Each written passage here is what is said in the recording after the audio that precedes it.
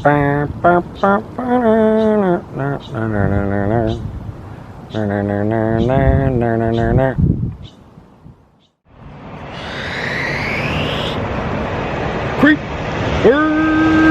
Good morning, afternoon, or evening, whenever you are tuning in and creeping with. We are currently here in Southeast Portland. We've got the very Simpson-esque style clouds this morning. We're on roughly 28th, 29th in Southeast Holgate. And in 1993, none other than El Barto himself, that's right, the mischievous Bartholomew Jojo Simpson, had some really cool connections, not only to Portland with Matt Groening, born and raised here, his parents both being Homer and Marge, a ton of tie-ins to Portland, Oregon, and not to mention Bart Simpson's Guide to Life. We are right here in front of the Maxim School for the Deaf in Portland, Oregon again. And this book right here and The Simpsons have a huge connection to the School for the Deaf, Portland, The Simpsons. If you're a fan, you're not going to want to miss this one. That's right, Bart Simpson doing his good deeds, maybe his one and only.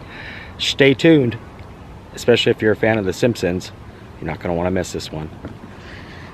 Yeah, as stated, right here on 28th and Holgate, Southeast Portland, sits the Tucker Maxim School for the Deaf. Every child has a voice rather. And if you guys are a fan of The Simpsons, you may remember this book, and you may not, kind of the Bart Simpson Bible Guide to Life. And this book here actually has a huge connection to this school, to Portland, and to helping folks with disabilities. And we're going to go and talk about, we're just going to kind of walk around the school area, talk about why this book has such an importance to Oregon's School for the Deaf and its connection here to Tucker Maxim, a school helping children with disabilities.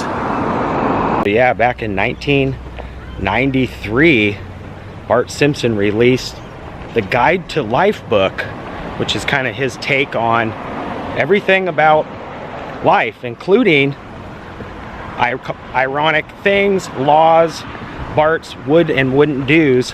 And when this book came out, July 23rd of 1993, the Oregon School for the Deaf actually invited Bart Simpson himself to come and be one of the very first, cartoon characters to actually sign, not just, like a signature, but to ASL, American Sign Language, the entire book for children with disabilities that couldn't hear. And Bart Simpson himself showed up and read some of the book. Obviously there was another person there kind of reading the book, while the person that was in the Bart Simpson costume, because obviously we know he's just a cartoon character, was actually sign language, the whole entire book. And I want to talk about some of the history of one of the very first people that brought the Oregon School for the Deaf, which I believe is in Springfield or even Salem, Oregon. I'm not quite sure, but there's a gentleman that kind of happened to be hard of hearing himself, was disabled, and thought he could do a lot for people with disabilities. And this book has ties to him, to Portland, to The Simpsons. All right, so this is pretty dang neat too. We got this big tree house here. I didn't realize this was even back here. It kind of reminds me of the Tree House of Horror, Bart Simpson. One of my favorite Halloween episodes is when they do the Tree House of Horror episodes. But yeah, there was a gentleman that basically brought most of this to fruition. A gentleman by the name of William S. Smith, who founded the Oregon School for the Deaf in 1870. We got some goats over here too this morning. He lost his hearing as a child due to an illness and was educated at the New York School for the Deaf. Smith taught at the Michigan School for the Deaf and the California School for the Deaf before moving to Oregon. Wow. Yeah, he was a key prominent creator of the deaf culture and community in Oregon. I just got a little info here. I was talking with one of the gentlemen here at the school. He said this side was built in, what'd you say, 53? Yes. And then this side was all the new addition that was added on in 63. So a little bit of a 10-year difference, but pretty dang neat. Yeah, and that book, you know, all the sales that day proceeded to help the resources for the Oregon School of the Deaf, who actually ended up donating some of that founding money to these guys. And there's also another tie to Matt's aunt, who is Lori Manice Anders, who was actually the Gresham, one of the Gresham, I think, governors for a while, or founder, or something like that. But her mom actually helped a lot of the folks at this school as well, being a teacher herself. So there's the connections to Matt and that family, or, you know, these places as well. So a huge 360 tie-in, as the Simpsons kind of always do, as the sky being that Simpsons clouds as well this morning. Yeah, 360, full 360. Pretty neat. Yeah, I just noticed the goats too. That's so cool. But that's neighborhood, and then the city, we petitioned to have the park closed, the street closed off to become the goat park. Very nice. So very neighborhood. And I love your guys' treehouse too. That's so cool. Yeah, Portland. A lot of people donated. That is so cool. And then look up the architect of this whole structure. Okay, I will. He's a famous Portland architect. And he also built the Pan Am Trans-America built. No, Pan Am, now it's insurance company in New York. Interesting. He's the architect for that building too. He was also telling me, this nice gentleman that I talking to was telling me that Pedro Belushi was actually the architect behind this first building here, who was a famous architect in Portland. But that's pretty dang cool. And it was nice to get all that extra information. But yeah, I didn't realize there was going to be that big treehouse and goats back there too. So yeah, the signing for that book was done by Debbie Duran, an associate professor of the Deaf Studies at the Center Program of the Western State College. So they had a couple different folks signing for that. Another gentleman by the name of Chris Roper, freelance American sign language entrepreneur. Roper has worked with the Northwest Theater of Deaf since 1986 and was the director for the Oregon Deaf Resource Center. So a couple different people actually reading the book while Bart's character was you know, doing the sign language. So a full 360 of you know, connections and ties to Portland and the Simpsons. And I love the fact that basically they were the first people to do it. You know, a lot of people joke about, oh, Simpsons did it and they already did it, but they were ones to kind of really, you know, roll with that and have the very first, you know, deaf character on the show that Lisa befriended. I'll actually insert some pictures of that episode. I thought that was so cool. And this book also has another little connection to Portland. We'll go over here to the park and I'll check, you know, I'll show you guys another little tie-in to this book, which I thought was really funny because all that happened in Salem, Oregon at the Oregon School of the Deaf. I actually confirmed it was Salem, not Springfield. I had Springfield on the mind, obviously, because of the Simpsons. And people would show up, meet Bart Simpson. Man, I tell you, how cool would that have been in 1993, especially when the Simpsons were basically in their prime. And I just think that's so neat that they full circled it with Portland, Oregon and featuring the very first, you know, deaf character on the show. Love it. Okay, let's go over to the park. I want to show you guys a couple more little snippets from the book that have some connections to Portland.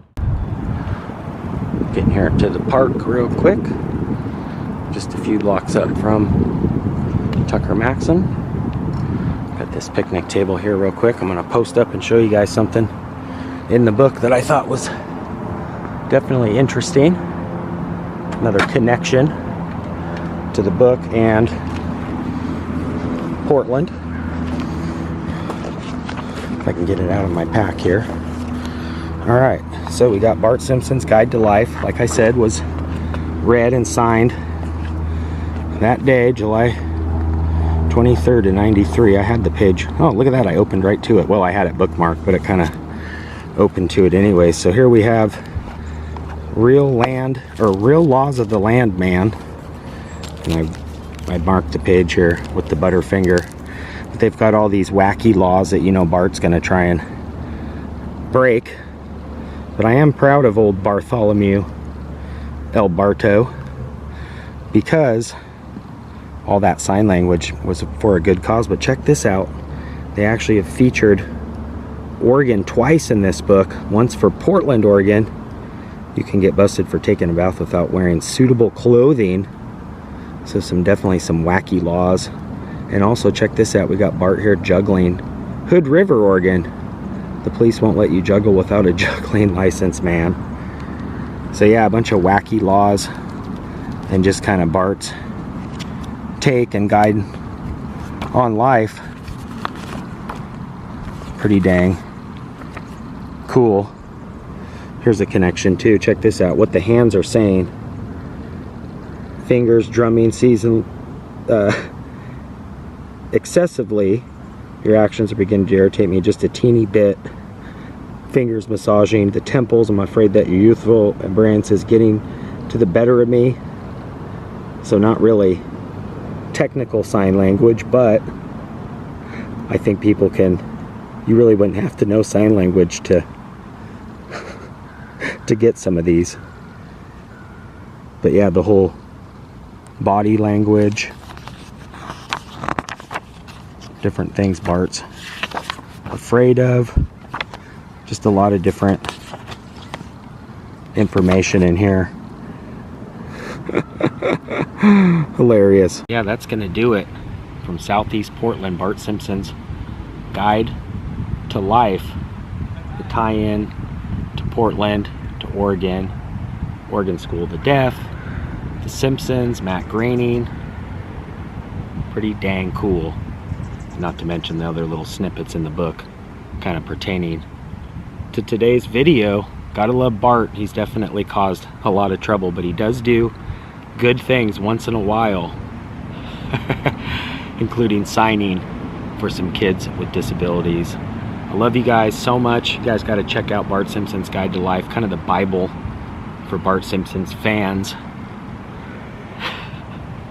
I just keep thinking of all the pranks and things that Bart has done over the years, but he does come through with a big heart. I love you guys. Creeper out for now. Peace. That's going to do it for today. If you guys are new here, make sure you hit that red subscribe button. That'll dial you into being a creeper today. You can also ring that bell. That way when I creep, you guys will be the first to creep. And if you did enjoy this, give it a thumbs up. Till next time, creeper out for now. Peace.